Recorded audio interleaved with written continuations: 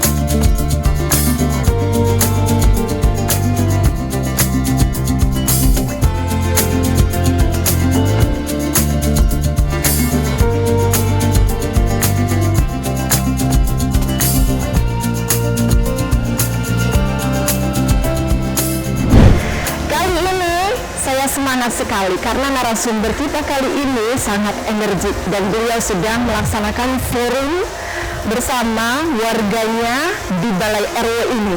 Wah, seperti apa ya koordinasinya ya? Kita langsung saja yuk cari informasinya dan ngobrol-ngobrol bareng sama beliau. Yuk.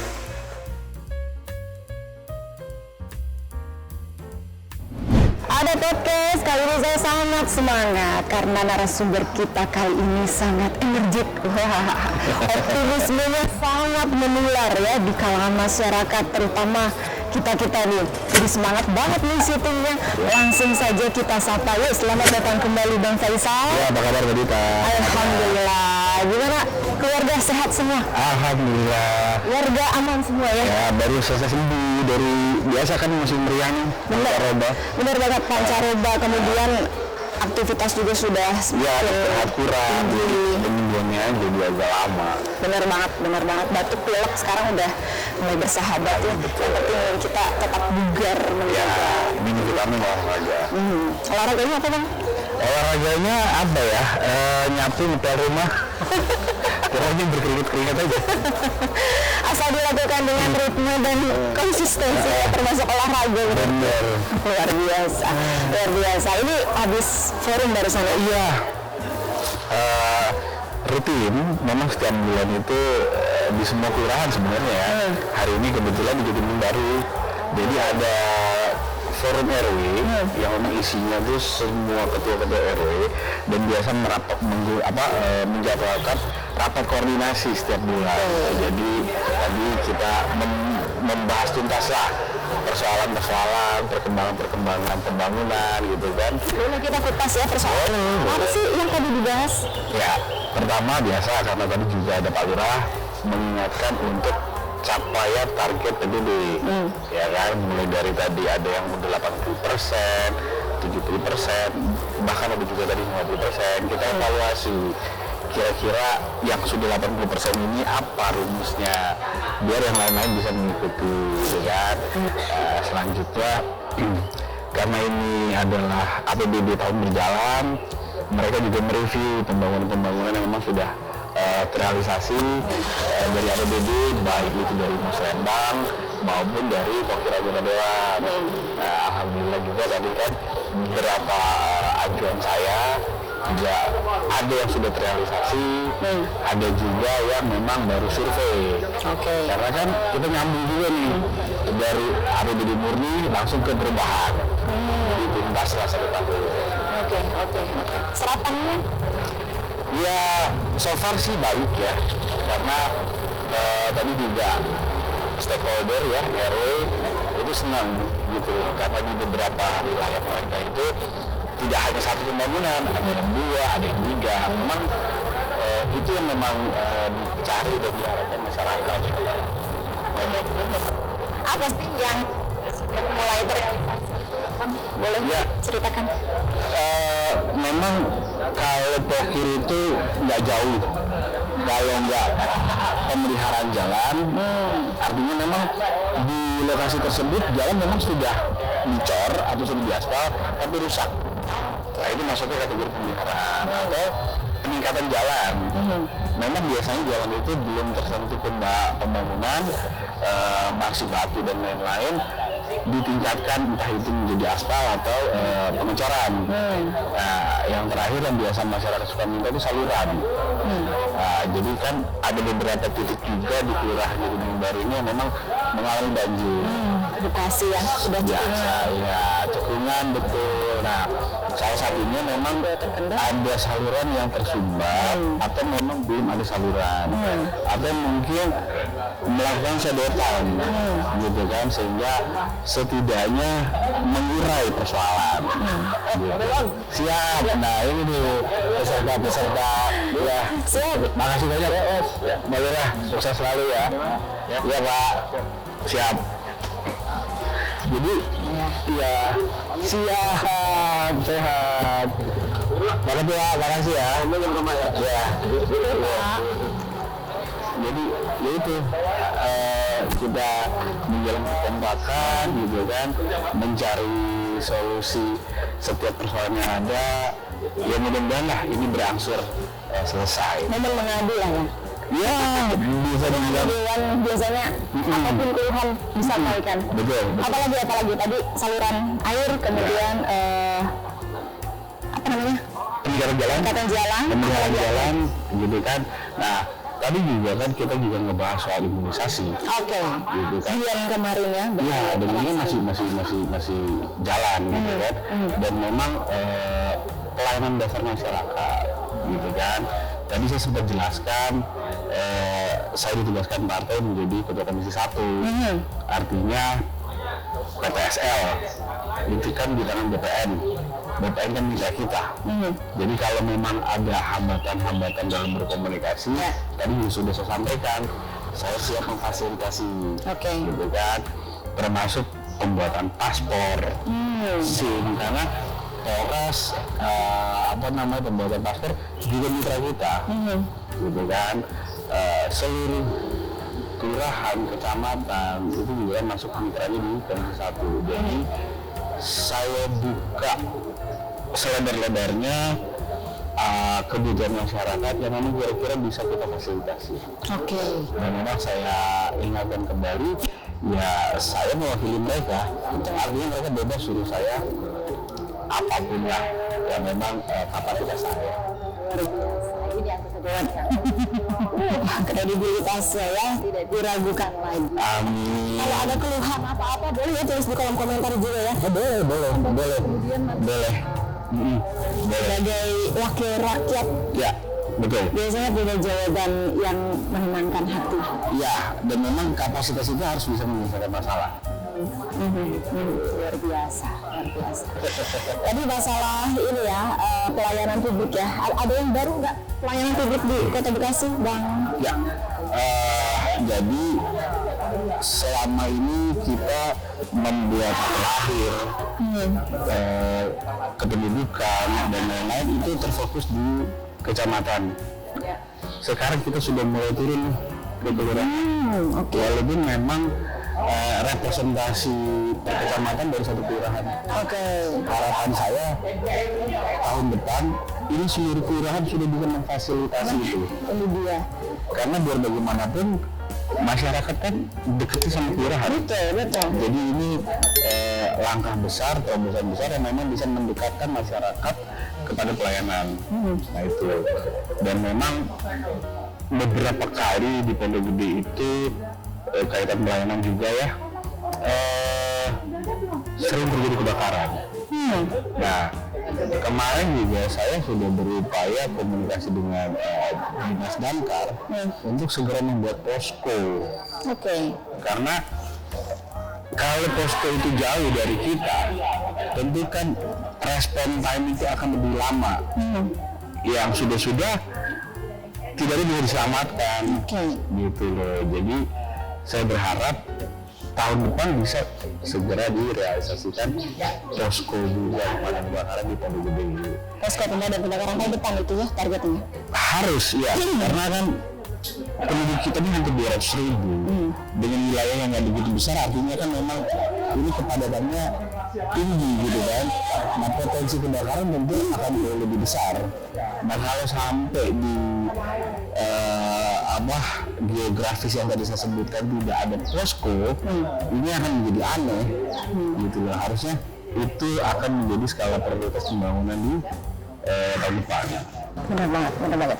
Sebelum lanjut, jangan lupa ada podcast, di subscribe dulu ya, dan juga di like nih video ini. Jangan sampai tidak nonton sampai selesai. Iya.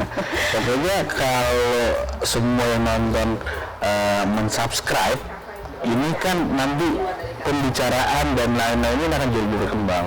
Dan bisa jadi manfaat ini kan buat semua masyarakat Kota Bekasi. Wajib subscribe. Aspirasi itu juga dari manapun ya. Iya dong. Nanti kita akan melihat komentar teman-teman.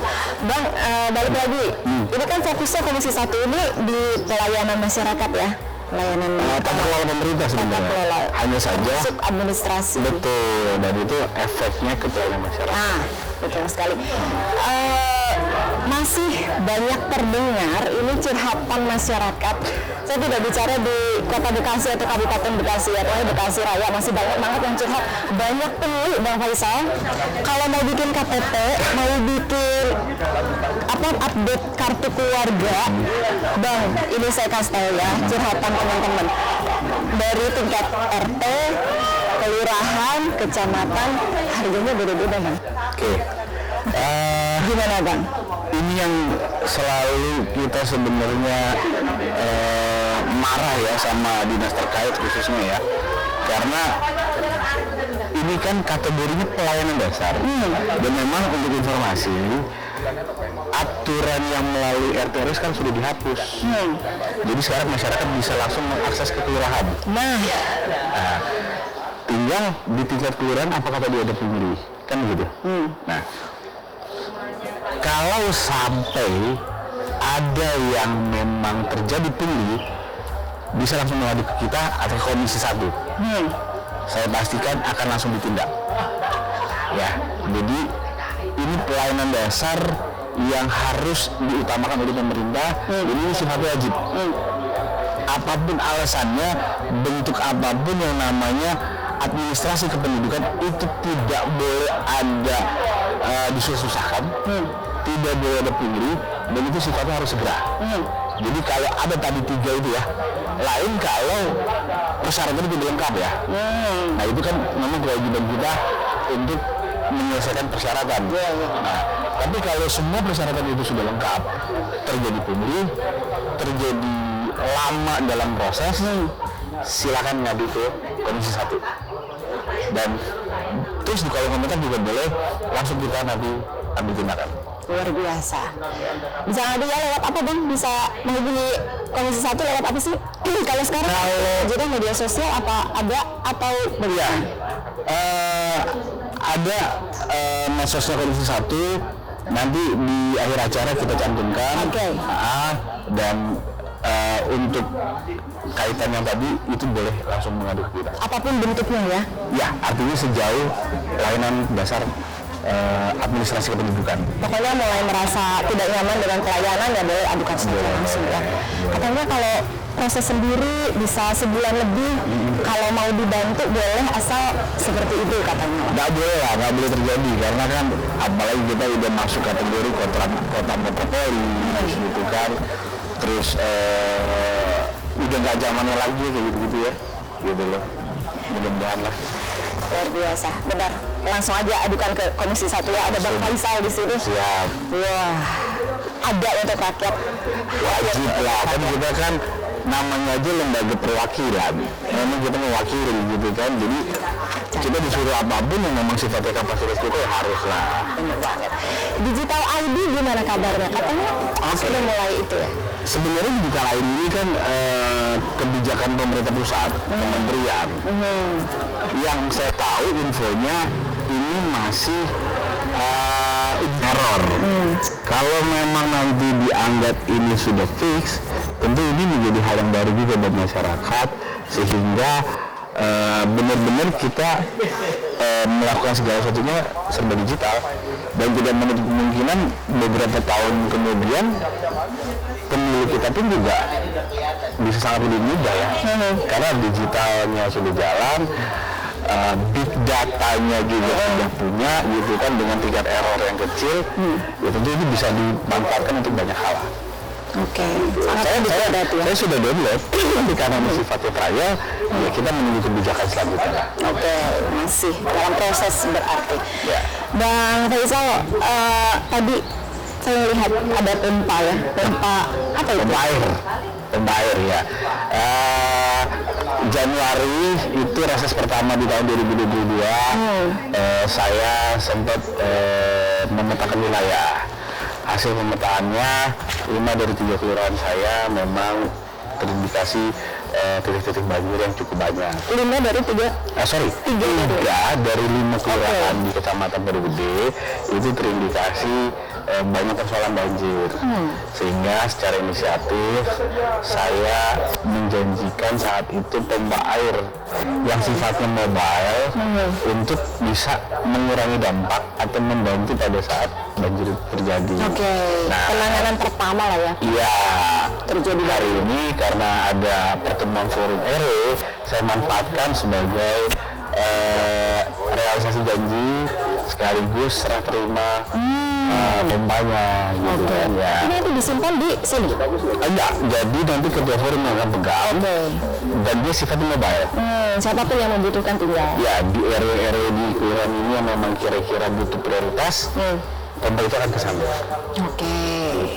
Penanganan banjir itu tentu dari hulu ke hilir ya, tapi ketika ada memang banjir yang sudah terjadi, ya butuh penanganan. Ya, karena kalau bicara tadi yang dikatakan penanggulangan banjir itu harus dari hulu ke hilir, itu kan kompleks dan butuh anggaran yang luar biasa.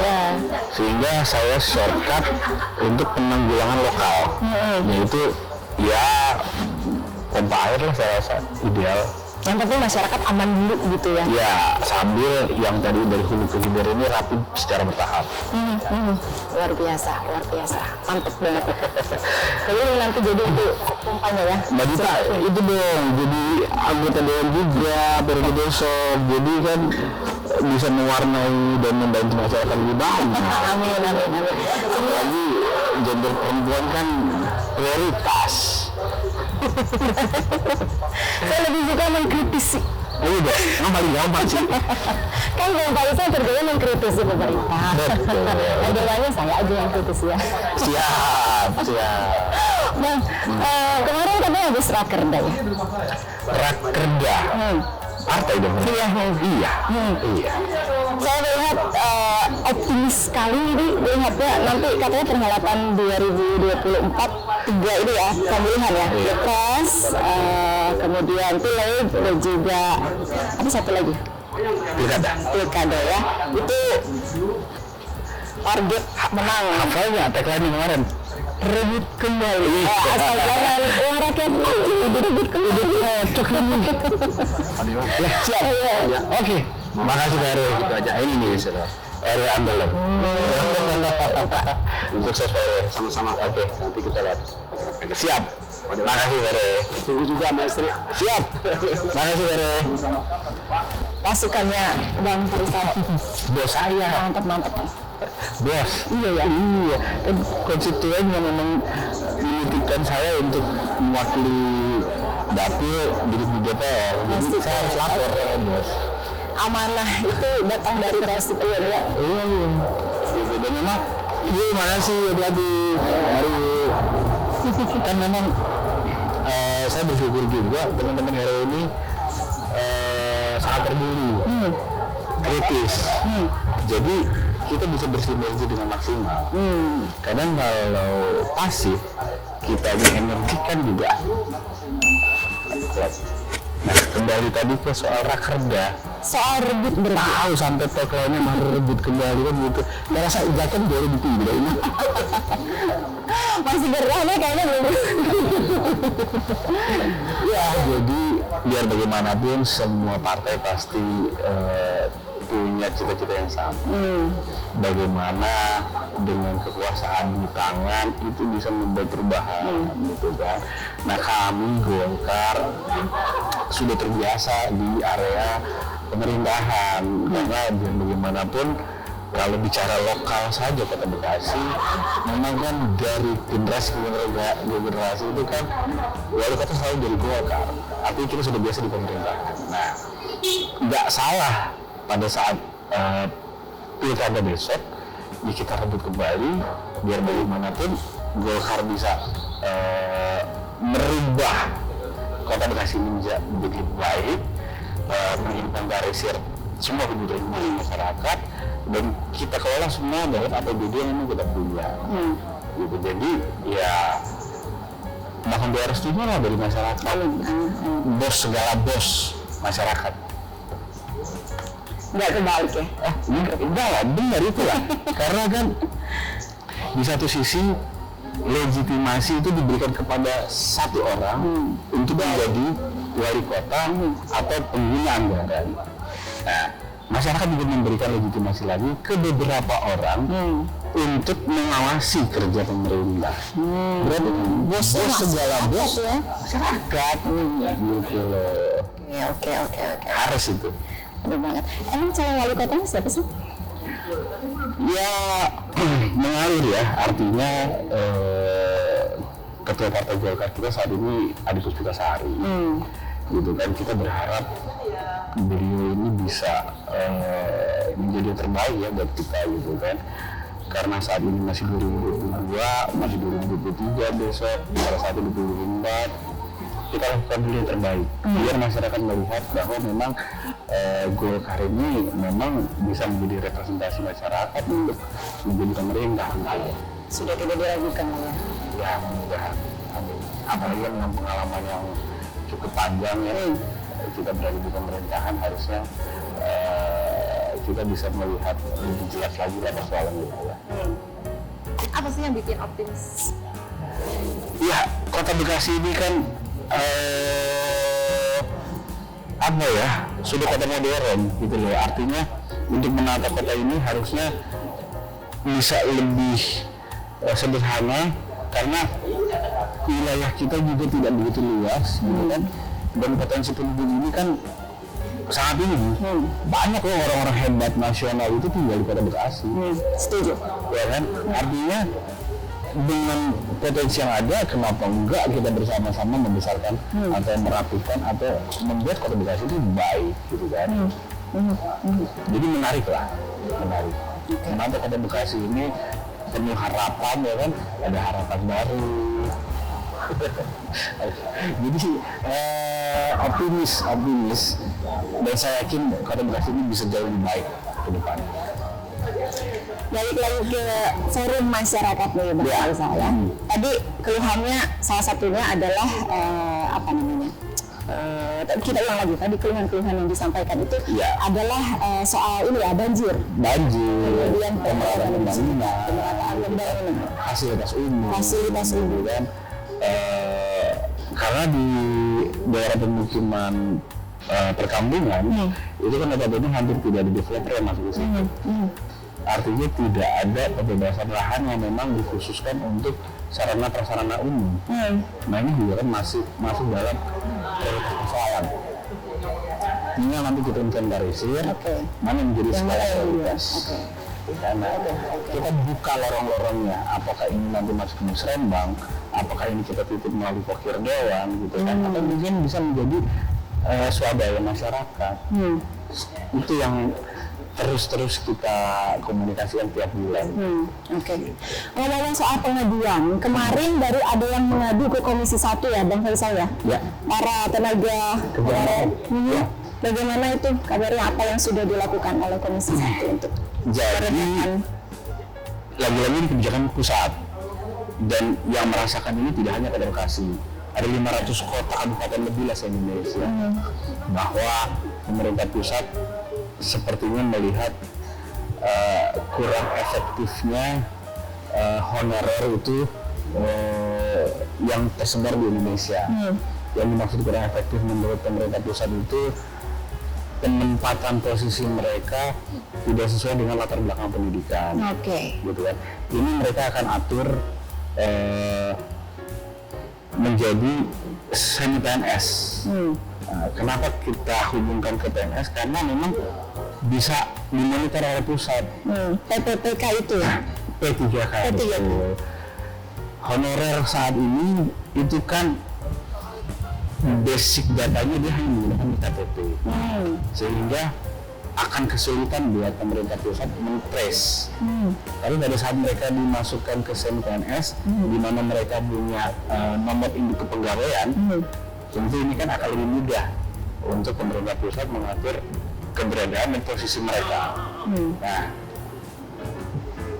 di satu sisi pemerintah pusat bagus ya, karena ini juga sebenarnya diharapkan teman-teman honorer untuk bisa mereka bermigrasi ke ada kejelasan status dan memang ini bisa membuat semangat kerja mereka juga tinggi. Karena sepertinya mengatur kebijakan satu untuk diimplementasikan ke 500 kota ini kan pro kontranya banyak, apalagi kementeriannya kan baru berganti kan, karena yang lalu almarhum, sekarang baru masuk definitif, dan ini kita sudah berada di akhir-akhir mendekati pemilu. Nah, informasi yang saya dapat, pemerintah pusat mengeluarkan kebijakan baru di mana persoalan ini akan dipelajari lebih lanjut, yang otomatis terpending sampai masa jabatan masing-masing kepala daerah. Nah, artinya akan ada kebijakan baru lagi nanti dari pemerintah pusat. Bagaimana nanti setelah ini? Artinya pilkada 2024 melahirkan pemimpin-pemimpin daerah yang baru.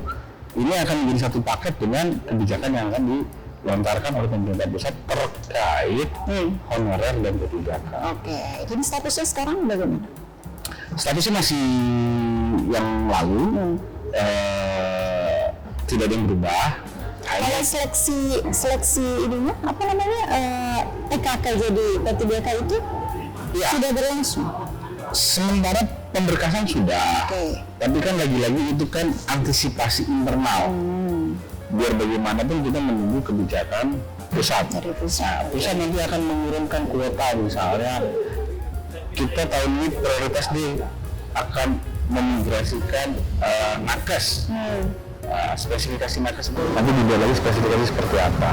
Nah, nanti kita lah yang akan memasukkan spesifikasi itu ke dalam internal kita dan langsung kita membuat rekomendasi ke BKN untuk orang-orang ini masuk ke dalam kuota gitu kan. Nah, sambil berjalan ya kita sambil menunggu kebijakan konkret dari pusat.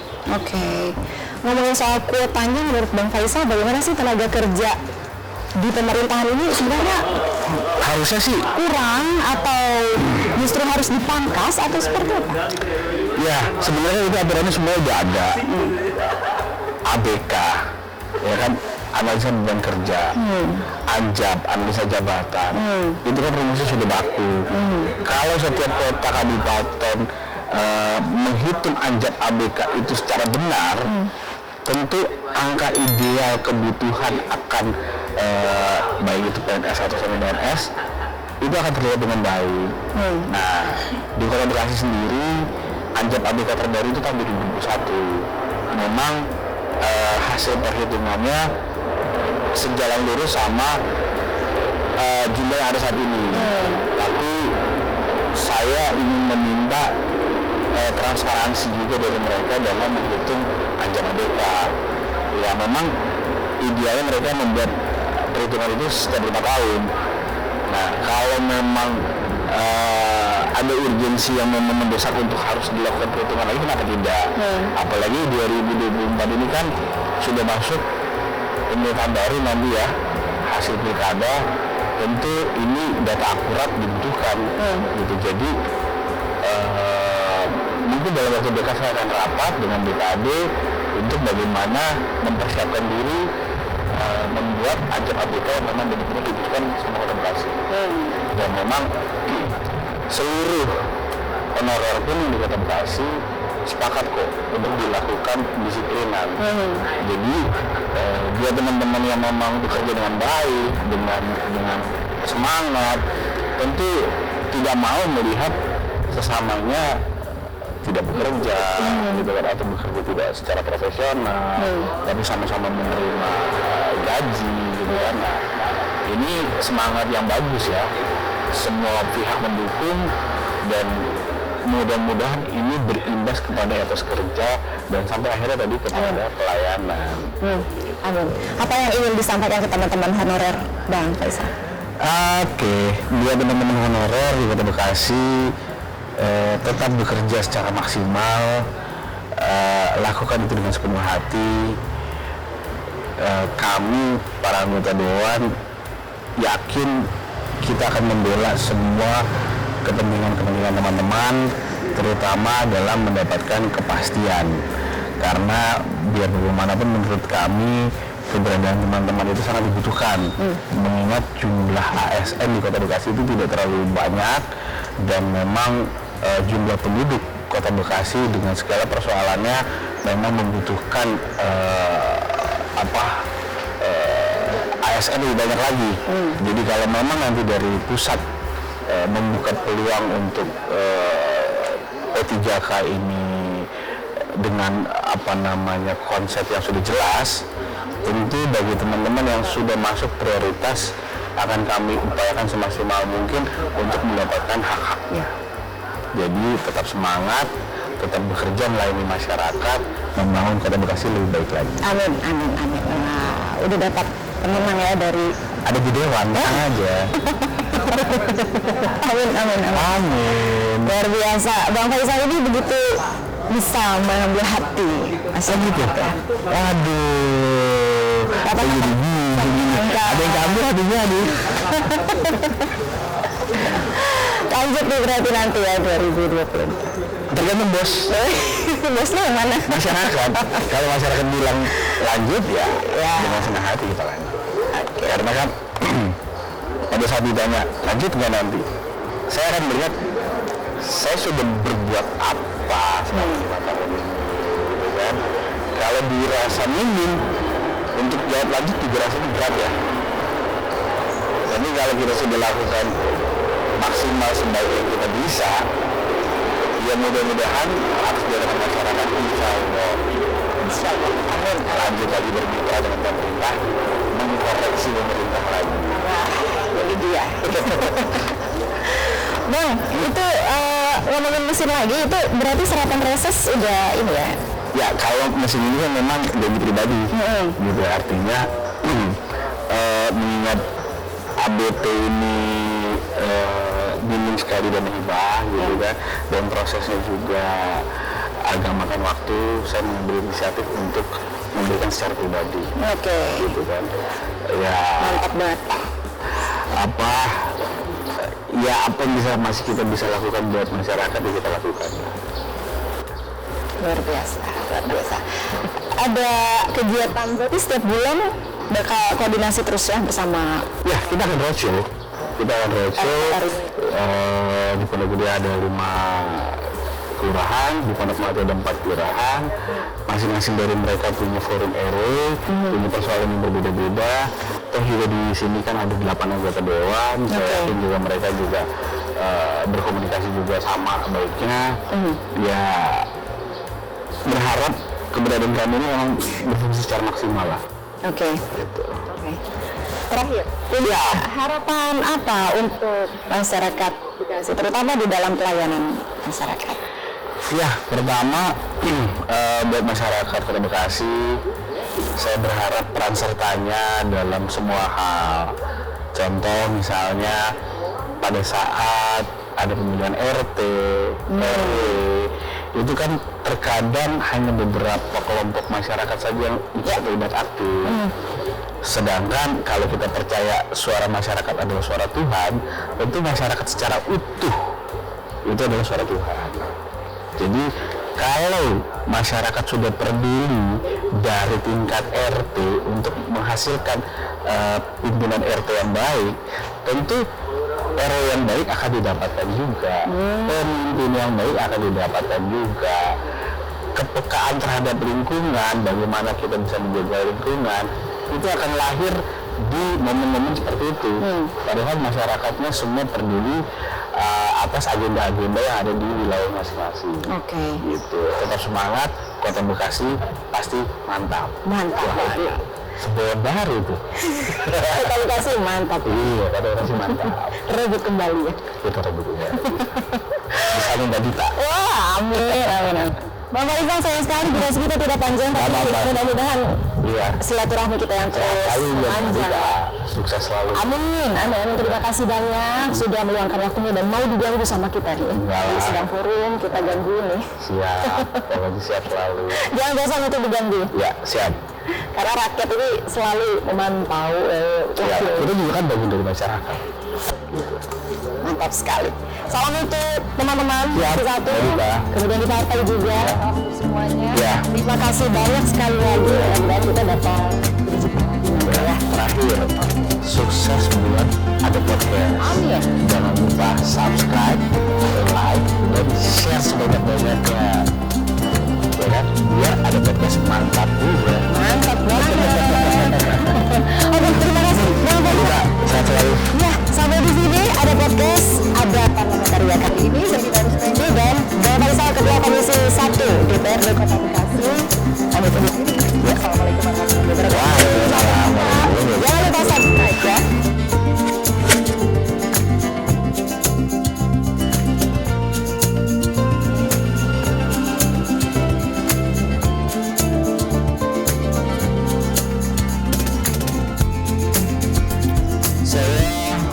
Selamat Prasetyo, Ketua Forum RW Kelurahan Jati Gedung Baru, Kecamatan Pondok Gede, mengucapkan terima kasih kepada Bapak Faisal SE, anggota DPRD Kota Bekasi, Komisi 1 Fraksi Partai Golkar, yang telah memberikan bantuan 1 unit mesin pompa air penyedot banjir.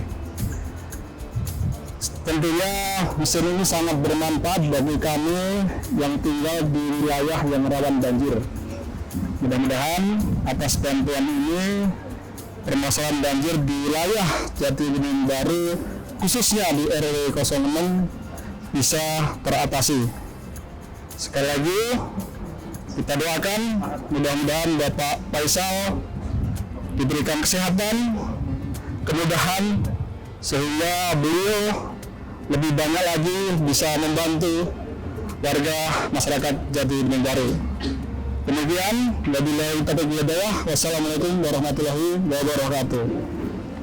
Maju bersama Jati Gedung Baru.